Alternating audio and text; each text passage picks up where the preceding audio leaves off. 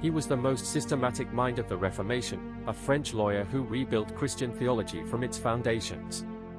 John Calvin wrote commentaries on nearly every book of the Bible, on Romans, on the Psalms, on the Gospels, on Daniel, on the letters of Paul.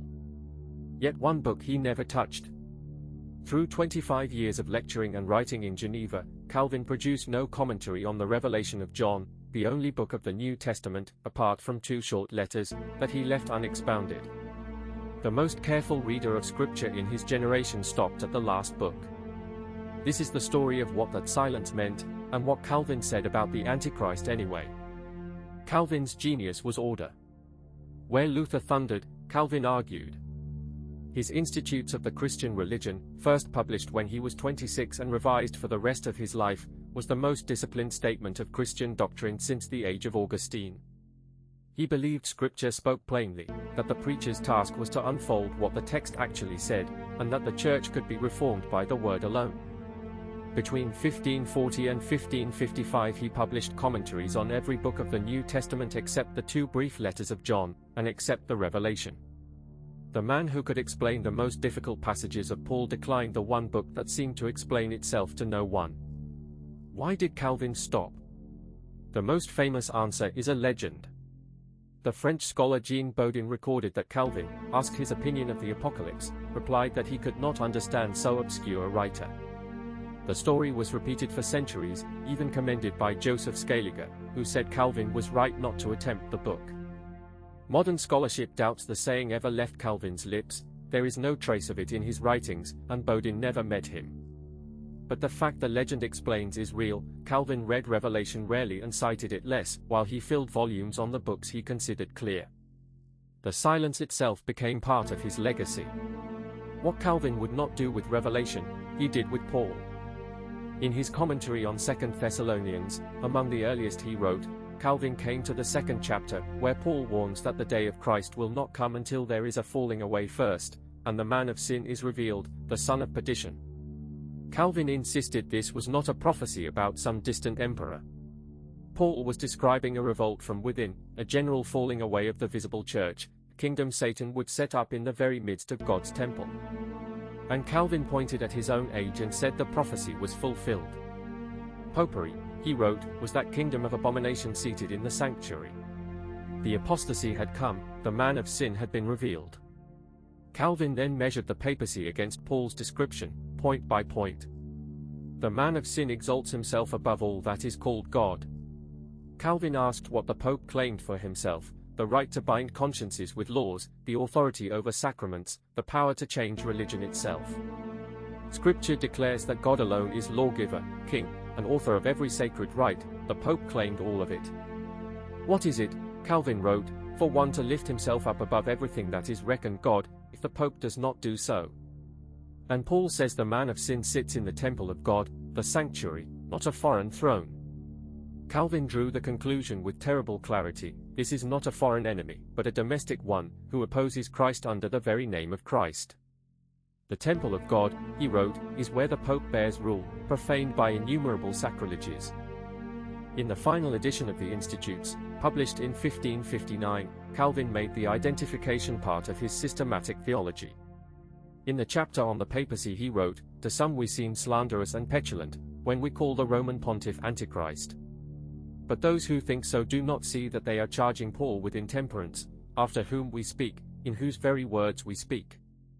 He argued that Paul's words can only be understood of the papacy. The Antichrist sits in the temple of God, his tyranny is over souls rather than bodies, and he does not abolish the name of Christ but uses it as a pretext, lurking under the name of the church as under a mask. For Calvin this was not rhetoric. It was exegesis, a careful reading of Paul applied to the institution ruling the Western Church. Calvin's verdict on Rome itself was blunt. Rome, he wrote, was once the mother of all the churches, but since she began to be the seat of Antichrist, she ceased to be what she was. He addressed the Pope's defenders directly: shall he be the vicar of Christ who, by his furious efforts in persecuting the gospel, plainly declares himself to be Antichrist? Shall he be the successor of Peter who goes about demolishing everything Peter built? The identification carried a strange consolation. Paul had foretold that the defection would come. The church's ruin was not an accident of history, it was written in the prophecy. The same God who foretold the apostasy had preserved his church within it, baptism remained, the word survived, and the gospel had returned. Here Calvin parted company with some of his fellow reformers. Daniel's little horn, which spoke great words against the Most High and wore out the saints, had become a favorite text for identifying the Pope. Calvin refused. In his lectures on Daniel, he noted that some interpreters twist the little horn to mean the Pope, and others the Turk, but neither opinion, he wrote, seems to me probable. For Calvin the four beasts were the four kingdoms of the ancient world, and the little horn rose from the Roman Empire itself, a power of the past, not a prophecy of the papacy. The man who called the Pope the Antichrist on Paul's authority would not force Daniel to say what Daniel did not say. The 20th chapter of Revelation, with its binding of Satan for 1,000 years, had produced the chiliasts, those who promised a visible kingdom of the saints on earth. Calvin had no patience for them.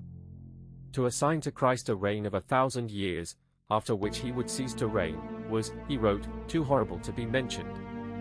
The dreams of the chiliasts, he said, overthrew the hope of the resurrection and left nothing in religion definite or fixed. The 1,000 years belong to the age of the Church, the time between Christ's first coming and his return, when the gospel goes forth and the saints reign with him in patience, not in palaces. Calvin saw the apostasy as a two-front war. In the West sat the Antichrist of the temple, the Papacy, corrupting the Church from within under the name of Christ. In the East stood the other great apostate, Muhammad, who had turned the Turks and half the Church away from Christ by violence. Paul had predicted a falling away. Calvin saw it fulfilled on both horizons, the false prophet in the East, the man of sin in the West. He did not speculate about dates or numbers. He refused to set the day and hour. But he was certain of the age, the apostasy was accomplished, the man of sin was revealed. Calvin's certainty had a shadow. In 1553, the Spanish physician Michael Servetus, who denied the doctrine of the Trinity and had clashed with Calvin for years, was burned at the stake in Geneva for heresy, with Calvin's approval. The man who identified the Antichrist within the Church was merciless toward those he judged to be corrupting the Church's faith. It is the episode modern readers find hardest to forgive. But it belongs to the same conviction. For Calvin, the Church's greatest danger was not the enemy outside the gate but the false teacher inside the sanctuary. His war against the Antichrist was fought with the pen, and, when he believed the purity of the gospel was at stake, with the sword of Geneva as well. Calvin's careful argument outlived the legends about him. His identification of the papacy with the Antichrist passed into the confessions of the Reformed churches, into the Scots Confession, into the teaching of John Knox, into the Puritan theology of England and New England. Where Luther had struck the blow, Calvin built the case. Where the case was built, it could not be unbuilt.